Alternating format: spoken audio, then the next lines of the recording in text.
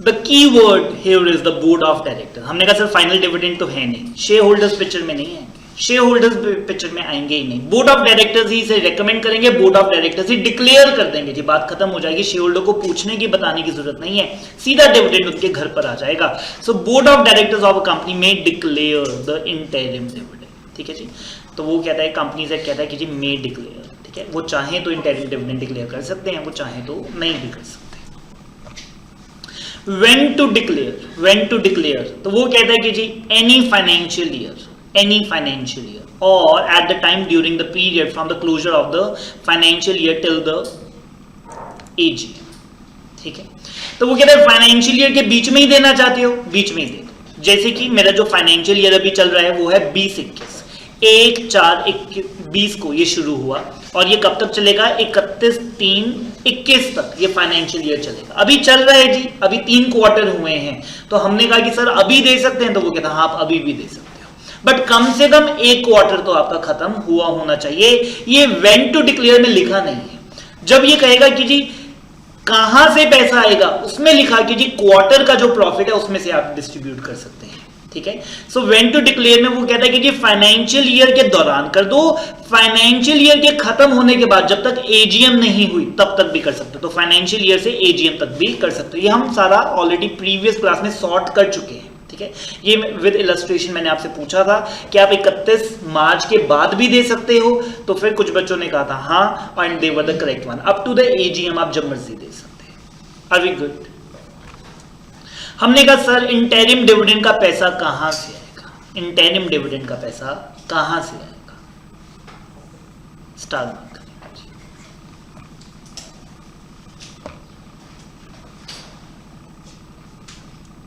कहते हैं कि जी out of the surplus in the P&L account, P&L account के सरप्लस में से आप दे सकते हो। नंबर 1 कहता है कि P&L का क्रेडिट बैलेंस पड़ा है आपके पास, मैंने कहा हाँ पड़ा हुआ है, तो वो कहता है उसमें से दे दो, कोई प्रॉब्लम नहीं।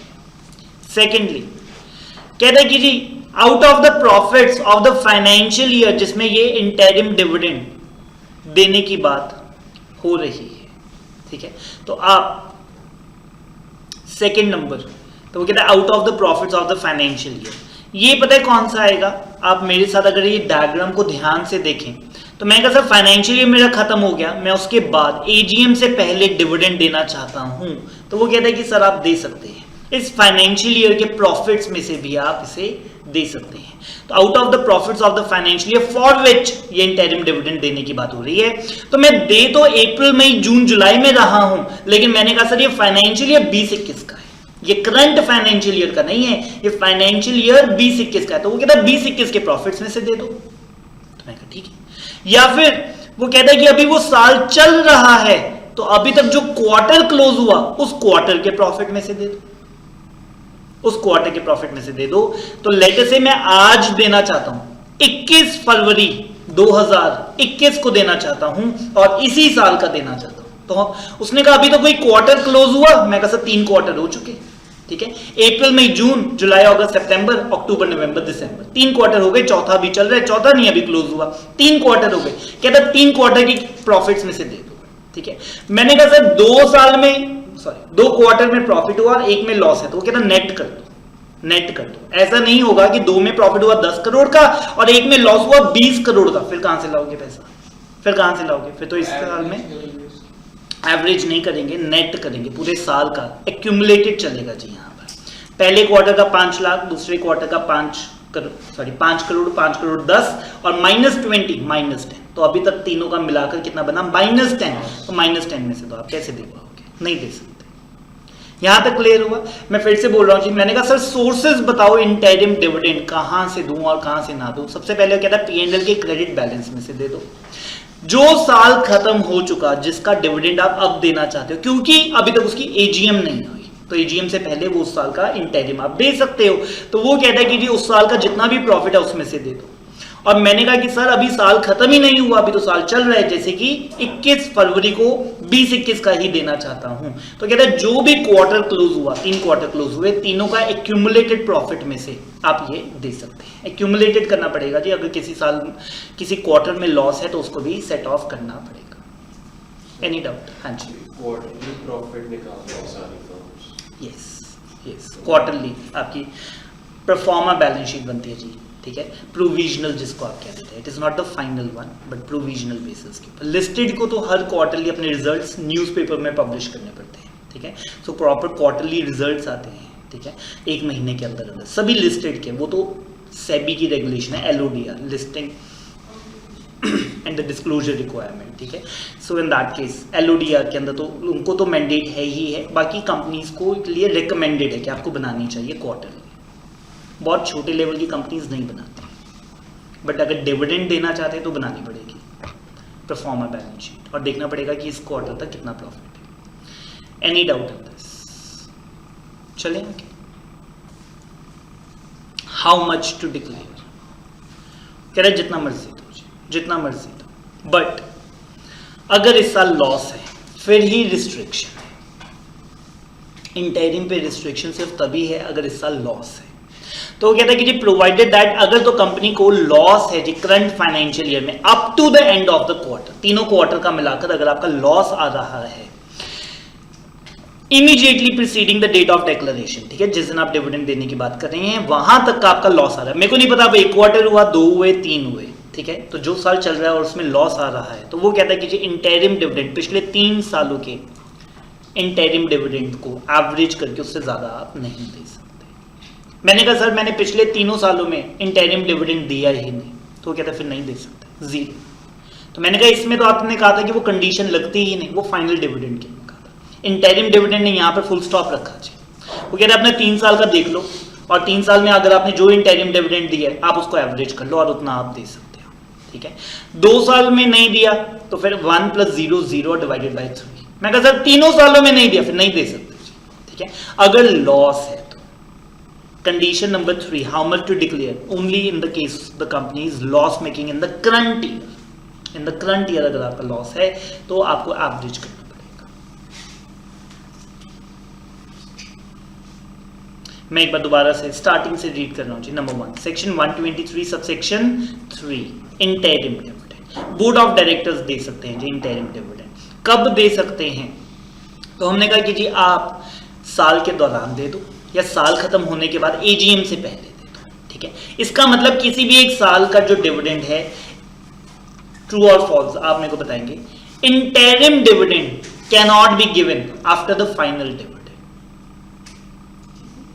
Of that year, of a particular year, ठीक है। सो ये ठीक है क्योंकि AGM में आपने फाइनल डिविडेंड दे दिया, ठीक है, तो फाइनल डिविडेंड के बाद उस साल का इंटरिम डिविडेंड नहीं दे सकते, ठीक है। सो इंटरिम डिविडेंड उस साल के दौरान दे दो या AGM 6 महीने से पहले दे दो, ठीक है। उसके बाद आप उस साल का इंटरिम नहीं दे सकते, अगले साल का दे सकते हो बट उस साल का आप नहीं दे सकते। Second, from where to give. हमने कहा सर 3 जगहें आपने बताई, 3 पॉइंट्स। नंबर 1 आपके पास P&L का क्रेडिट बैलेंस है उसमें से दे दीजिए। नंबर 2 जो साल खत्म हो गया जिसका इंटरिम डिविडेंड आप देना चाहते हैं क्योंकि अभी तक उसकी AGM नहीं हुई तो आप उस साल के प्रॉफिट्स में से भी दे सकते हैं।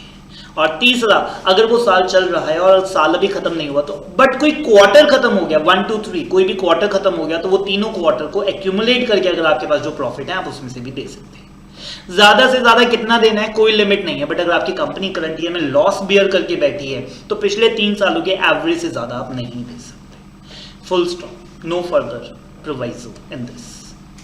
Sir, average of higher than average dividends लिखा हुआ है यहाँ पे। Shall not be declared higher than, equal to or less than हो सकता है। नहीं, इसमें average dividends लिखा है, इसमें specifically इंटरिम तो बोला ही नहीं, तो मैं तो सारे dividends ही लूँगा। नहीं, इंटरिम ही आएगा, इसमें इंटरिम ही आएगा। फाइन, चलें आगे।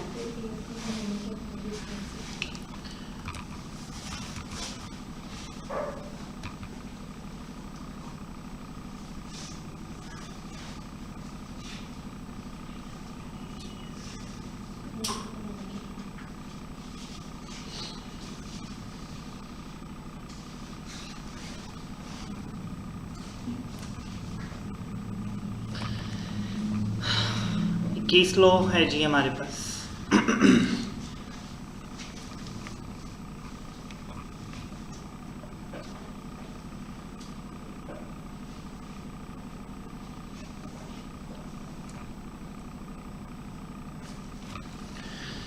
ABC लिमिटेड इनकॉर्पोरेटेड ऑन 1/4/2000, 20 साल पुरानी, 20-21 साल पुरानी कंपनी है और इनके P&L के अंदर क्रेडिट बैलेंस नहीं, बट फ्री रिजर्व्स इनके पास है, ठीक है। तो ये P&L एप्रोप्रिएशन में कंपनी पता है क्या करती होगी, जितने भी प्रॉफिट बचते होंगे सारे फ्री रिजर्व्स में डाल देती होगी, ठीक है। और P&L का क्रेडिट बैलेंस इनके पास बेचारों के पास नहीं है, ठीक है। बट क्या ये यहां तक अगर मैं आपको बताऊं तो ये प्रॉफिट मेकिंग कंपनी है? जी हाँ, ये 20 सालों में अच्छी प्रॉफिट मेकिंग कंपनी है जी, क्योंकि इन्होंने 25 करोड़ के एक्यूमुलेटेड प्रॉफिट्स हैं जिनके पास, ठीक है। बट वो P&L में नहीं पड़े, वो कहां पे पड़े हैं? फ्री रिजर्व में पड़े हैं, जहां से वो कहीं पे भी ट्रांसफर हो सकते हैं। इस साल में अभी 3 क्वार्टर्स में कंपनी को लॉस हुआ जी, कितने का? 3 करोड़ का, ठीक है। और बोर्ड इंटरिम डिविडेंड देना चाहता है थोड़ा सा, कितना? 1 CR। Can they do? अब आप मेरे से पूछेंगे सर पिछले 3 सालों में हम दे रहे हैं, पिछले 3 सालों से हम डिविडेंड, पिछले 20 सालों से हम इंटरिम डिविडेंड दे रहे हैं, ठीक है, 10%, ठीक है। और अभी भी 10% के हिसाब से वो 1 करोड़ में और देना चाहता हूं, ठीक है। मेरी 10 करोड़ की पेड अप इक्विटी समझ लो आप, ठीक है। और मैं 10% इंटरिम देता हूं हर साल, और मैं इस साल भी 10% इंटरिम डिविडेंड देना चाहता हूं। कोई प्रॉब्लम है तो बताइए।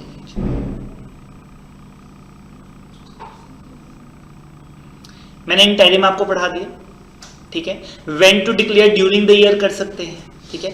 और प्रॉफिट्स में से आप देना चाहते हैं तो करंट ईयर में नहीं है तो पिछले साल में से दे सकते हैं, लेकिन एवरेज से ज्यादा नहीं देना, 3 साल के एवरेज, और 3 साल के एवरेज के विद इन 1 CR है। हाउ मेनी ऑफिस के साथ दे सकते हैं? कोई प्रॉब्लम नहीं, 1 CR ही तो देना चाहते हैं, कौन सा 10 करोड़ देना चाहते हैं? अगर लॉस ना होते फिर तो जितने मर्जी दे देते। हाउ मेनी ऑफिस के सर दे सकते हैं? Anyone? No. How many office के सर नहीं दे सकते? ये क्या बात है, इधर भी वोट नहीं डाल रहे आप तो फिर पक्का ही गलत आंसर हो गया ना, अगर आपने आंसर दिया ही नहीं। एक जगह हाथ खड़ा करते तो 50% प्रोबेबिलिटी थी, शायद ठीक हो जाते। दोबारा से वोटिंग करवाते हैं जी। हाउ मेनी ऑफिस के सर दे सकते हैं? 1 CR में कोई प्रॉब्लम नहीं है। हाउ मेनी ऑफिस के सर नहीं दे सकते? 20% स्टूडेंट्स आर सेइंग नहीं दे सकते, बिग मेजॉरिटी वाज कि दे सकते हैं। पहले इनसे पूछ लेते हैं कि ये क्यों नहीं दे सकते। हाँ जी रोहन, अच्छा पता नहीं क्यों नहीं दे सकते, for that you need time. Preeti, आपने भी कहा कि नहीं दे सकते, क्यों नहीं दे सकते? तो एवरेज से ज्यादा नहीं दे सकते ना सर, पिछले 3 सालों के एवरेज से ज्यादा नहीं दे सकते, और एवरेज 1 करोड़ ही बनता है in case of loss.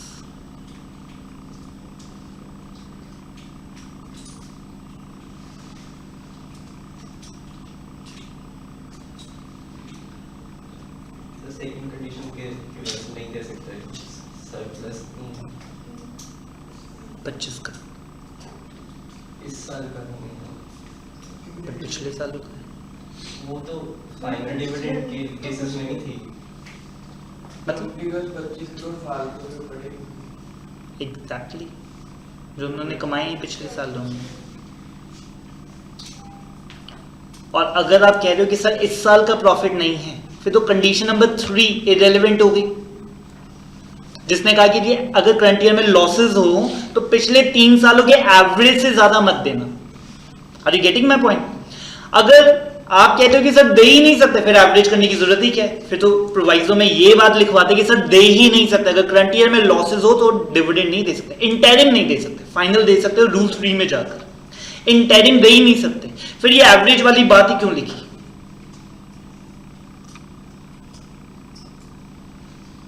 Fine, दे सकते हैं, ऑल हर विद दे सकते हैं, ठीक है ना। चलें आगे, नेक्स्ट। नहीं दे सकते जी, द करेक्ट आंसर इज नहीं दे सकते। उन्होंने कहा कि जी कहां से देने हैं, 3 जगहों से देने हैं, उसमें रिजर्व्स नहीं लिखा हुआ था। फर्स्ट, पिछले सालों का कोई भी P&L का क्रेडिट बैलेंस है उसमें से दे दो, जो साल खत्म हो गया, ये मेरा केस है ही नहीं, मेरा साल अभी खत्म हुआ ही नहीं, ठीक है। और थर्ड केस, जितने क्वार्टर खत्म हुए उसके P&L में से दे दो। मैं कहा जितने क्वार्टर खत्म हुए उसका P&L नेगेटिव है, फर्स्ट P&L के बैलेंस से दे दो। यहां पे P&L का बैलेंस लिखा है जी 0, ठीक है। रिजर्व्स में से दे दो, वो कहता है रिजर्व्स में पूरा 123 सबसेक्शन 3 पढ़ दिया जी, रिजर्व्स वर्ड नहीं लिखा। Nutshell interim dividend can never be paid out of reserves. P&L में पैसा पड़ा होना चाहिए, P&L में पैसा पड़ा होना चाहिए तभी दे सकते थे, नहीं तो नहीं दे सकते।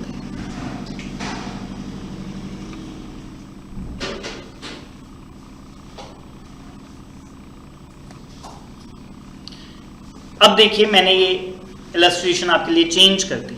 एबीसी इनकॉर्पोरेटेड ऑन 1/4/2000 में ये बनी। P&L में पड़े हैं जी 20 करोड़ रुपए, रिजर्व्स में भी पड़े हैं 25 करोड़ रुपए। बहुत ज्यादा प्रॉफिट मेकिंग कंपनी है, 45 करोड़ कमा कर बैठी है, और अभी 3 क्वार्टर में लॉसेस है। कितने का? 3 करोड़ का। और वो कहता है इंटरिम डिविडेंड देना चाहता हूं 1 करोड़ का। मैं फिर से बोल देता हूं, condition number 3 is satisfied, average से कम है, इंटरिम डिविडेंड एवरेज से कम है, तो इस केस में दे सकते हैं जी। कहां से दोगे? P&L के क्रेडिट बैलेंस में से दे सकते हो जी, ठीक है। P&L जो पिछले सालों का 20 करोड़ का है, आप उसमें से दे सकते हो।